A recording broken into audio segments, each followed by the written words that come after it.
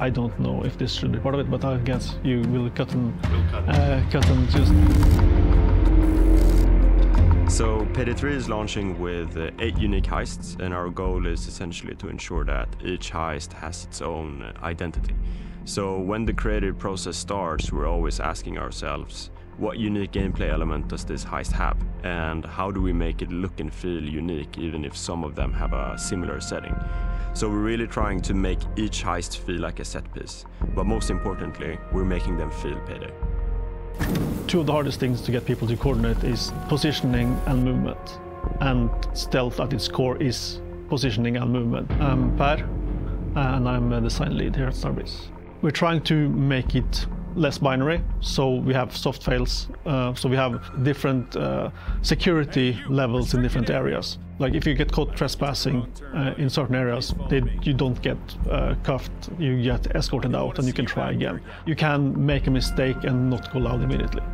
Like if you break stealth, we don't want that to feel like a failure. We want that to just feel like, oh, okay, well now we're going with the other plan or the other play style. And that's reflected in a lot of things, like the skills and the gadgets and how the civilians work as well. So creating a co-op stealth game as opposed to something that is solo only, a big difference there is players can do a lot of different things in parallel, right? Like there is not really one linear path, and different players can essentially go to different locations and do their thing if that's the way you want to play. Every time we design a heist in stealth, we have to think about all the different layers tied to that and different options that players can do, and also make sure that they feel incentivized to do that. We have expanded the masked off stealth experience, and so you can do a lot of objectives and a lot of work in stealth without putting your mask on. For example, maybe not everybody wants to mask up during stealth. Maybe 2 players will mask up and 2 will stay in casing, but even those players in casing can help. So that way, if you're not confident in what you're about to do and don't want to risk going loud, you can maybe play it a bit more safe and do the less risky things that still need to be done. One way we've been doing to modernize sort of the interactions and mechanics that you're doing is there are less quick interactions. It's more about bypassing obstacles by managing hostages, moving them around. There's a lot about movement and just general coordination between players, and also using the tools that you have. We've expanded a lot on the civilians in stealth. So we've broken down civilians into your regular Joe Schmoes and the employees, and they care about different things. Civilians have more value, so in Payday 2 you just kind of traded them to get people out of custody. We still have that, but we also have the negotiation phase. Enemies care about whether there's any civilians nearby or not. Shotgun enemies, they will switch to a more precise weapon. We have a new enemy as well, the third gas grenades, but they will resort to using flashbangs if they're also civilians in the area. We also have some skills that leverage and give you more stuff if you trade civilians, so they have a value outside of just getting somebody out of custody.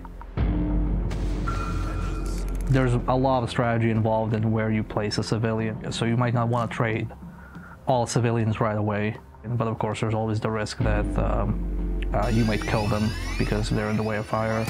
So we have security modifiers in Payday 3, which essentially is a way for us to sort of throw in a wrench into the game when you're stealthing. Depending on what difficulty you play, we have a rotation of security firms, and what they do is they change how you have to approach different things. It's a way to make the heist more challenging and also increasing replayability.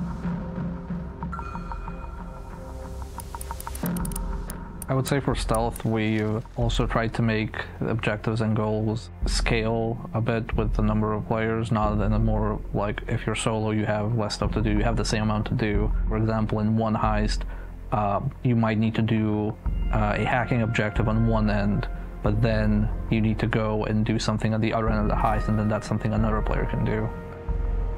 So the world has evolved since Payday 2, and that's something that we've adapted to as well. So you will see more security systems, and you will see more tools and equipment that are high-tech. Also in general, the world feels a little bit more high-tech, but it's still contemporary.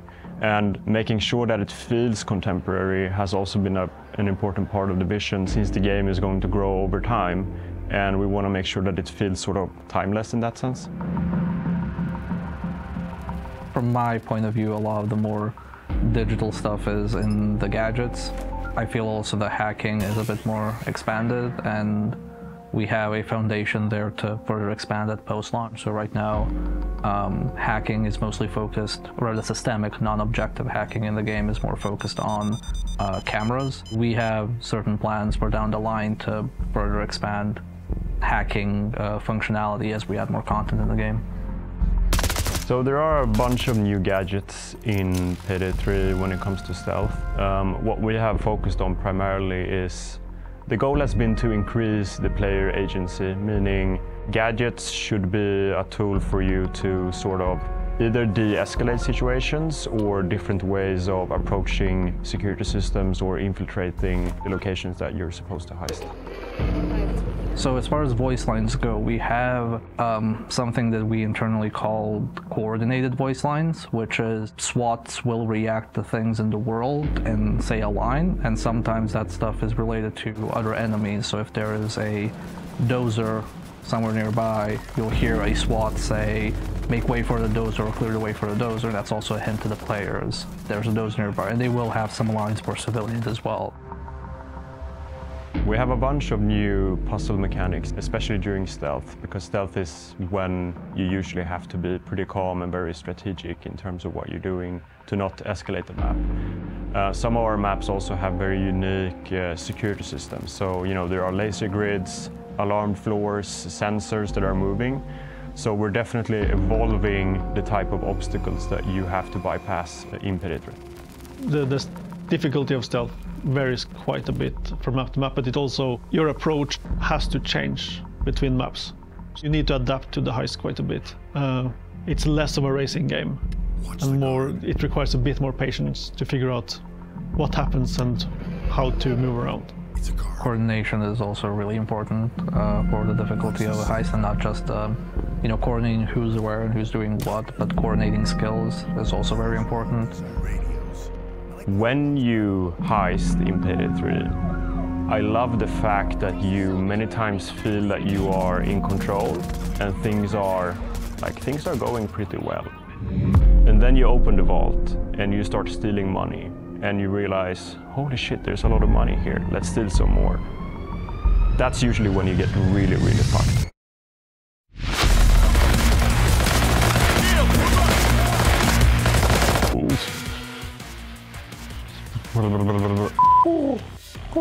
That was pretty good, no?